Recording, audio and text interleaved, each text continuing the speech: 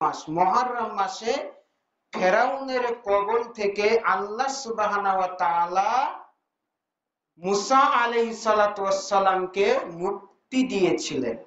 তাই তিনি শুকরিয়া আদায়ের জন্য আল্লাহর শুকরিয়া আদায়ের পদ্ধতি হিসেবে তিনি কি করেছিলেন? সিয়াম পালন করেছিলেন।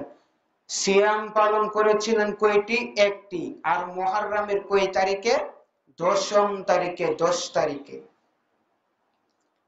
বলছিলাম ইহুদি খ্রিস্টানরাও এদিনে সিয়াম পালন করত। ইহুদি খ্রিস্টানরাও সিয়াম পালন করত। রাসূল সাল্লাল্লাহু আলাইহি ওয়াসাল্লাম তাদেরকে জিজ্ঞেস করলেন, তোমরা কেন সিয়াম পালন করো?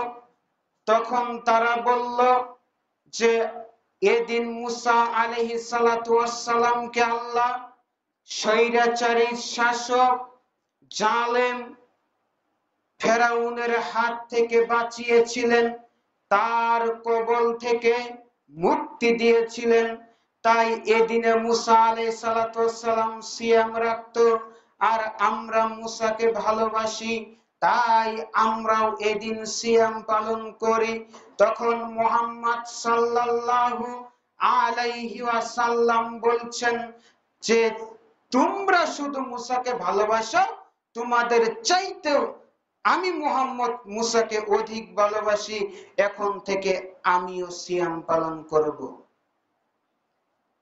তার মানে এই সিয়াম শুধু মুসলমানরাই পালন করতেন না, মুসা আলাইহিস সালাতু ওয়াস সালামের মানে ইহুদিরা পালন করতেন। আমার কথা বোঝা যায়?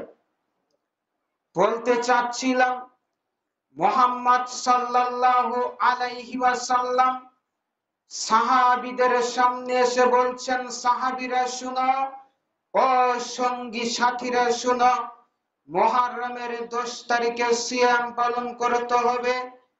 এদিনে ইহুদিরা সিয়াম পালন করে, ইহুদিরা পর্যন্ত সিয়াম পালন করে, কারণ মুসা আলাইহিস সালাতু ওয়াস সালামকে ফেরাউনের কবল থেকে আল্লাহ বাঁচিয়েছেন। তখন সাহাবীরা বলছেন, আল্লাহর নবী মুহাম্মদ সাল্লাল্লাহু আলাইহি ওয়াসাল্লাম, আপনি তো বলেছেন যে ইহুদিদের বিরোধিতা করতে, তাহলে ইহুদিরা তো 10 তারিখে সিয়াম পালন করে, তাহলে আমরাও যদি 10 তারিখে সিয়াম পালন করি তাহলে তো তাদের বিরোধিতা হচ্ছে না, কি করব? মুহাম্মদ সাল্লাল্লাহু আলাইহি ওয়াসাল্লাম বলছেন, শোনো, আগামী বছরে যদি আমি বেঁচে থাকি তাহলে 9 মুহররম এবং 10 মুহররম দুইটি সিয়াম পালন করব। 9 মুহররম হবে বিরোধিতা আর 10 মুহররম হবে মুসা আলাইহিস সালাতু ওয়াস সালামের শুকরিয়া, মানে আল্লাহর শুকরিয়া, মুসাকে বাঁচানোর জন্য শুকরিয়ার সিয়াম। এই সিয়াম হবে দুইটা। কয়টা? দুইটা। কেননা একটা কিসের জন্য? ইহুদিদের কি করতে হবে? বিরোধিতা করতে হবে। আরেকটা হচ্ছে মুসা আলাইহিস সালাতু ওয়াস সালামের কি? শুকরিয়া। এই দুইটি সিয়াম রাখতে হবে। তবে কেউ যদি 9 মুহররম সিয়াম না রাখতে পারে তাহলে 10 এবং 11 সেজন্য রাখে। কিন্তু যদি 11 না রাখে তাহলে 10 মুহররম যেন সে রাখে।